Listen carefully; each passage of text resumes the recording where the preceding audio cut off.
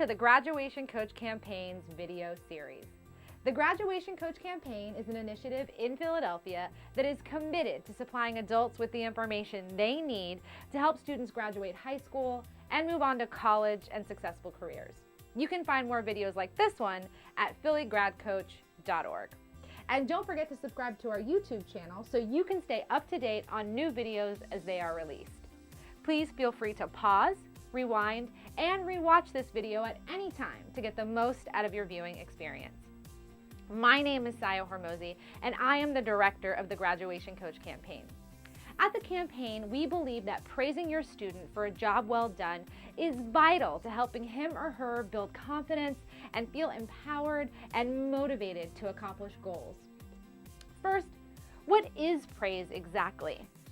Praise is a positive acknowledgement of a person or their behaviors through words, gestures, or actions. Naturally, most people give and receive praise differently.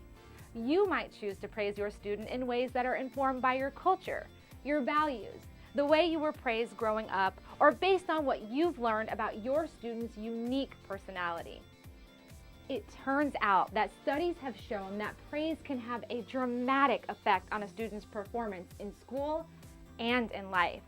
That not only is it important to praise students regularly, but it's also important to be careful about how we praise, because praise can be helpful, unhelpful, or even harmful, depending on how it is delivered.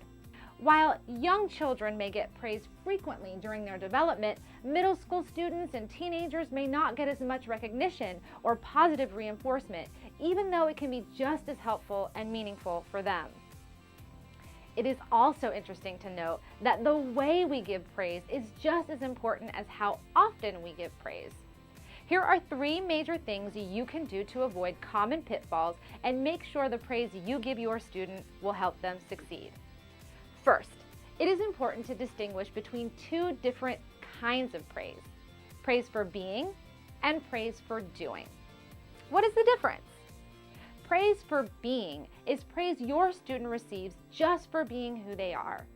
Praise for being communicates that your student is worthwhile no matter what, and that you will love them no matter what. For example, the sentence, "I am so proud you are my daughter," is praise for being. You are expressing your love for her and your appreciation that she is in your life. By contrast, praise for doing is praise your student receives for a particular action or accomplishment. For example, praising your student for working hard on a homework assignment or thanking your student for doing the dishes are examples of praise for doing. Praise for being and praise for doing are both important, but studies show that you want to avoid combining them. For example, you would not want to say, "I'm so proud you are my daughter because you work hard." While you may not intend it, these things might imply that your student has to earn your love by doing something well. So praise for being should always look and sound unconditional. Next, it is very important that you be specific in your praise and that you praise your student for things they have control over. It is usually best to avoid praising students for things that seem vague and unchangeable, like being smart or being a good person. Surprisingly enough, this kind of praise can actually hurt students in the long run. Here's a specific example. In one famous study, 2 groups of students were given a test that they all did well on. The only difference between these 2 groups is how they were praised afterward. Group 1 was told, "You must be smart at this," while Group 2 was told, "You must have worked really hard at this." After both groups of students were praised, they were asked to choose either a more challenging test or an easier test to take next. Overwhelmingly, the students in Group 1, who were praised for being smart, chose to avoid the challenging test because they were afraid they might make mistakes and no longer seem smart to those that had praised them. When they encountered hard problems, they also gave up more easily. By the time they took the final test in the series, they were getting low scores. What we can learn from this study is that by praising students for things they can control, we give them more power to want to improve themselves. You can try this with your student by avoiding to praise them with vague words like smart, talented, nice, or telling them they are a natural. Try instead to praise them for hard work and perseverance, and by providing detailed observations about specific things they have done. The final fact about praise is that it is incredibly important to be sincere when you give it. When we see someone struggling, we often just want to make them feel better. We want to encourage them, and sometimes we do this by praising them for simple tasks or tasks they didn't do, hoping that this will make them feel good about themselves and boost their performance. While this is well-intentioned, when we give students praise that is exaggerated or untrue, it can actually hold them back. Most people can tell the difference between real praise and empty praise. In fact, in one study, scientists found that kids as young as 7 knew when they were receiving empty praise, and that receiving empty praise can make students discount all the praise they are given, even when it is sincere. If your student is struggling with their math homework, for example, instead of telling them they are doing a really good job when they are having a hard time and not performing as well as they want to, skip the empty praise and empathize with them instead. For situations when you need to motivate a student who really isn't doing well, we recommend that you instead use the active listening techniques we discuss in our game plan, Key Conversations, getting the most out of talking to your student. So let's replay the highlights with some do's and don'ts.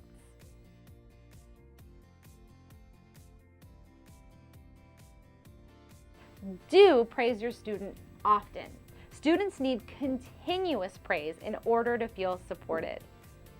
Do praise your students separately for being and doing.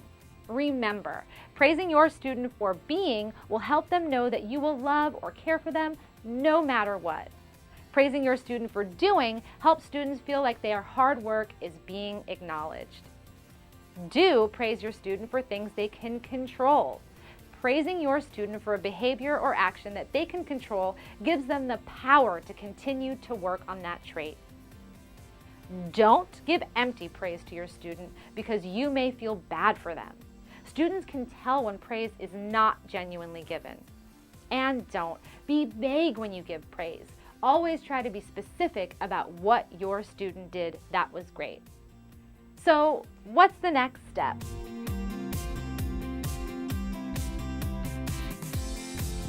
The very next thing you can do after watching this video is think about the type of praise you have given your student so far.